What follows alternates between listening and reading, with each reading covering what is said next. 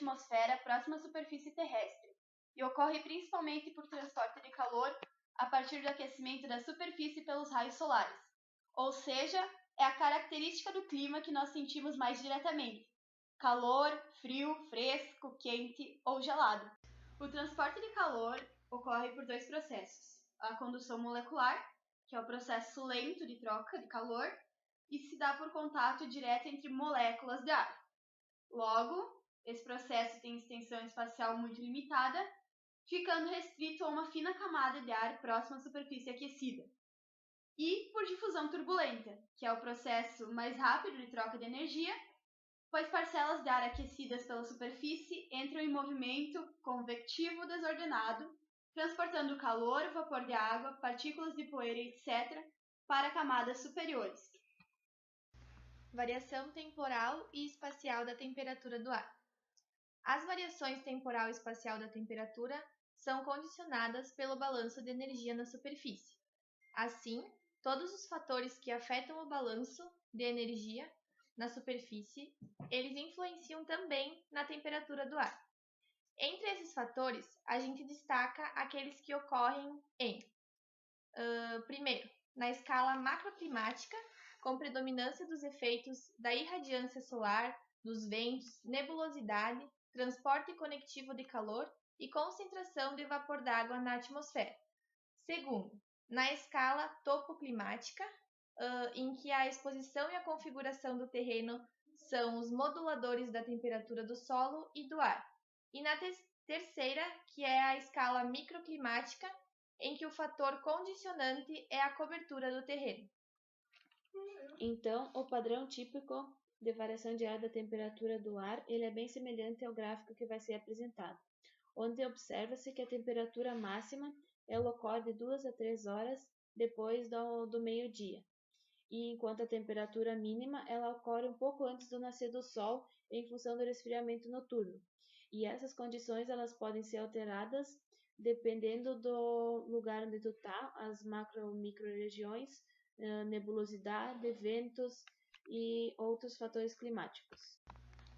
O ar protege a Terra do Sol e do espaço. Nesta imagem, podemos ver como a luz solar passa através da atmosfera e atinge a superfície da Terra. As moléculas da camada de ozônio da luz não chegam à superfície da Terra. Então, a maior parte da luz solar atinge o solo, porque a densidade do ar é pequena. Na superfície da Terra, a luz solar é em grande parte absorvida pelo solo.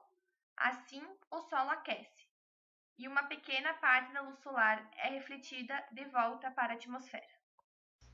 Inversão de temperatura. Uma inversão é uma situação na qual a temperatura do ar é mais quente nas camadas mais elevadas do que nas camadas inferiores da atmosfera. Isso é causado pelo processo de aquecimento. O ar quente sobe e permanece acima do ar frio.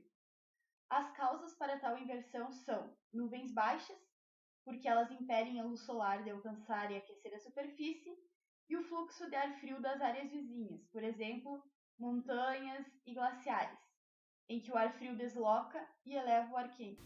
A temperatura é medida através de termômetros, que podem ser divididos em 5 grupos distintos, dependendo do princípio físico que cada um deles utiliza.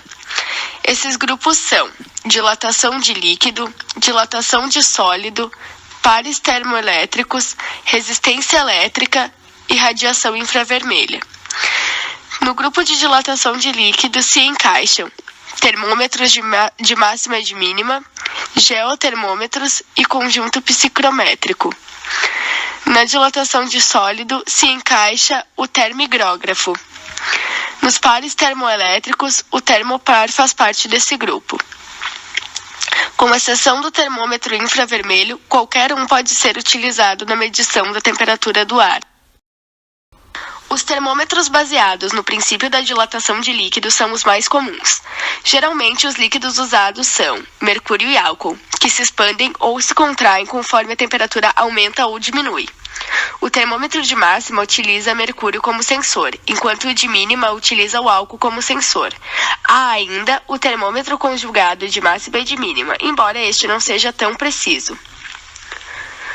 Os termômetros que são baseados na dilatação de líquido são muito utilizados em postos agrometeorológicos convencionais. Ele se baseia no princípio que quando um sólido é aquecido, se dilata na mesma proporção do aquecimento que ele está recebendo.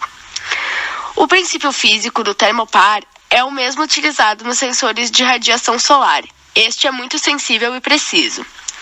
Os termômetros de resistência elétrica se baseiam no princípio que a resistência elétrica de materiais varia conforme a temperatura.